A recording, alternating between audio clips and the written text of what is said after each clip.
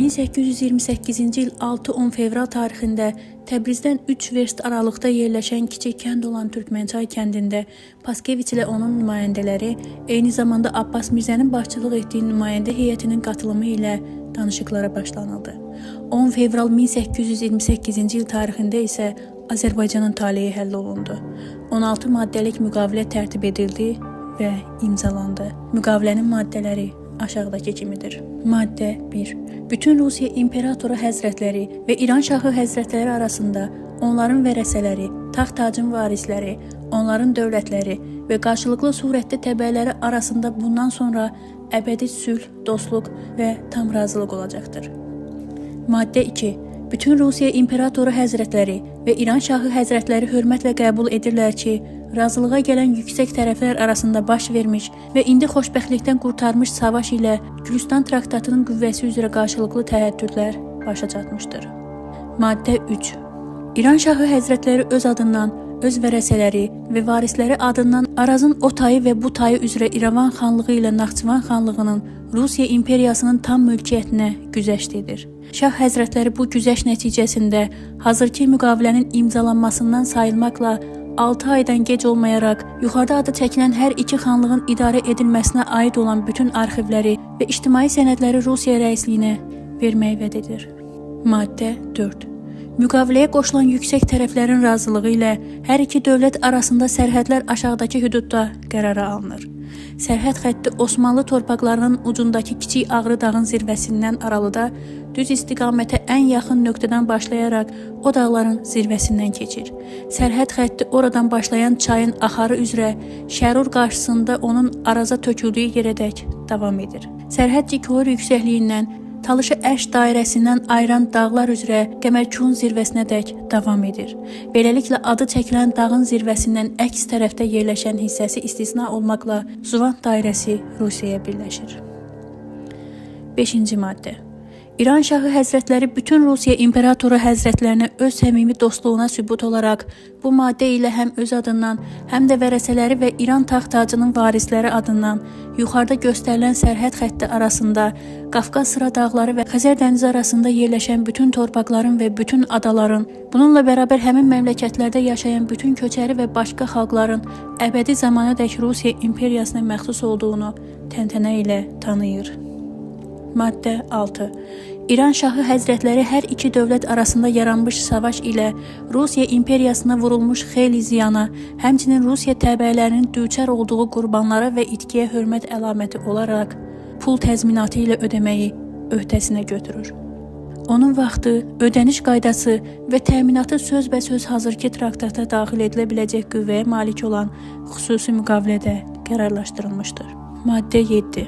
İran Şahı Həzrətləri öz Əlahəzrət oğlu Şəhzadə Abbas Mirzəni öz vərəsəsi və taxt-tacın varisi təyin etmək iltifatında bulunan kimi bütün Rusiya İmperatoru Həzrətləri İran Şahı Həzrətlərinə varislik qaydasının təsdiqinə kömək etmək arzusunu açıq-aşkar etiraf edir.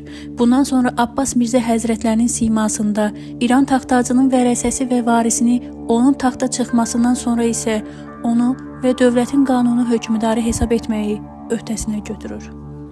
Maddə 8.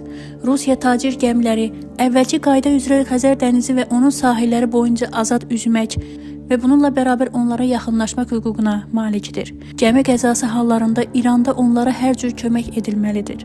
Bu üsulla İran ticarət gəmilərinə də Xəzər dənizində əvvəlki qayda ilə üzmək və Rusiya sahillərinə yan almaq hüququ verilir. Hərbi gəmilərə gəldikdə isə qədimdə olduğu kimi yalnız Rusiya hərbi bayrağı altında hərbi gəmilər Xəzər dənizində üzə bilər. Maddə 9. Bütün Rusiya İmperatoru Həzrətləri və İran Şahı Həzrətləri hər vasitə ilə onlar arasında bu qədər xoşbəxtliklə bərpa olunmuş sülh və dostluğu bərqərar etməyi arzulayaraq müvəqqəti tapşırıqların icrası və daimi qalmaq üçün bu və ya digər dövlətə göndərilən səfirlərin, nazirlərin və işlər müvəkkillərinin onların dərəcəsinə, razılığına gələn yüksək tərəflərin şərəfinə, onları birləşdirən səmimi dostluğa və yerli adətlərə uyğun olaraq ehtiramla ayrılıqda qəbul edilməsini qarşılıqlı surətdə rəva bilir. Maddə 10. Bütün Rusiya İmperatoru Həzrətləri və İran Şahı Həzrətləri hər iki dövlət arasında ticarət əlaqələrinin bərpa olunmasını və genişlənməsini, sülhün bərqərar olması və tam qarşılıqlı razılıq əsasında hökm verirlər. İran Şahı Həzrətləri qabaqlar olduğu kimi Rusiyaya ticarətin xeyrinə tələb olunan hər yerdə konsullar və ticarət agentləri təyin etmək hüququ verir. Bütün Rusiya İmperatoru Həzrətləri öz tərəfindən İran Şahı Həzrətlərinin konsul və ticarət agentlərinə münasibətdə tam qarşılığa əməl etməyə vəd verir. Maddə 11. Qarşılıqlı surətdə təbəələrin bütün tələbləri və savaş ilə dayandırılmış başqa işlər sülh bağladıktan sonra ədalətlə bərpa olunacaq və həll ediləcəkdir.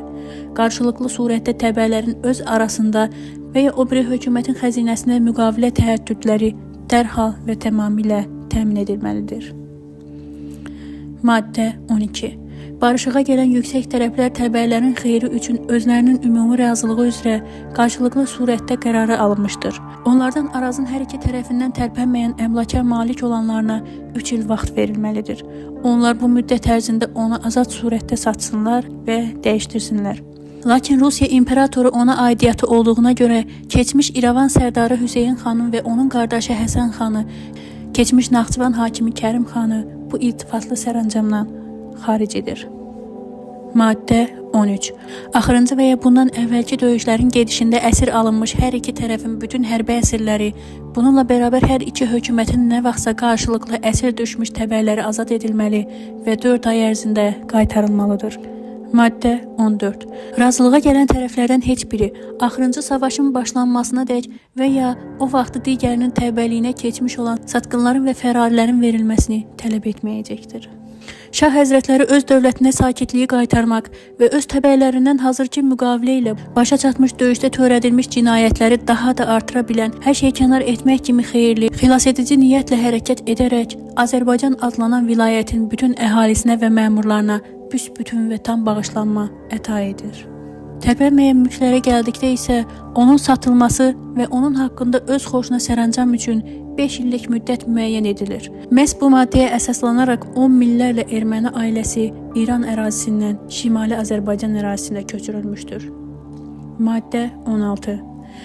Müvəkkillər bu sülh müqaviləsini imzaladıktan sonra qarşılıqlı surətdə təxirə salınmadan təcili olaraq hərbi əməliyyatların dayandırılması haqqında bütün yerlərə xəbər və lazımi fərman göndərməlidirlər. Eyni məzmunda 2 nüsxədə tərtib edilmiş hər iki tərəfin müvəkkilləri tərəfindən imzalanmış, onların gerbli möhürləri ilə təsdiq edilmiş və qarşılıqlı olaraq bir-birinə verilmiş bu sülh müqaviləsi bütün Rusiya İmperatoru Həzrətləri və İran Şahı Həzrətləri tərəfindən təsdiq edilməli. Onların imzaladığı təsdiq mətnləri təntənəli şəkildə hər iki tərəfin müvəkkilləri tərəfindən 4 ay ərzində və ya mümkün olduqca daha tez dəyişdirilməlidir. Müqavilə bu sözlərlə yekunlaşdı. Fevral ayının 10-da İsa'nın anadan olmasının 1828-ci ilində Türkmençay kəndində bağlanmışdır. Əslini imzaladı İvan Paskeviç və Abrezekov. Beləliklə Azərbaycan rəsmi olaraq iki dövlətin işğalçılıq siyasətinin qurbanı oldu. Burada öz xanlarımızın, bəylərimizin də böyük rolu var idi. Hər iki əsrdə nəinki birləşə bildik. Hətta dəfələrlə həm Arazın o tayında, həm də bu tayında dağıntılara məruz qaldıq. Amma mədəniyyət, dil, ədəbiyyat, ürəklər 195 ildir ayrı qalsa da yenə də bir hədəfə vurur. Yaşasın Azərbaycan.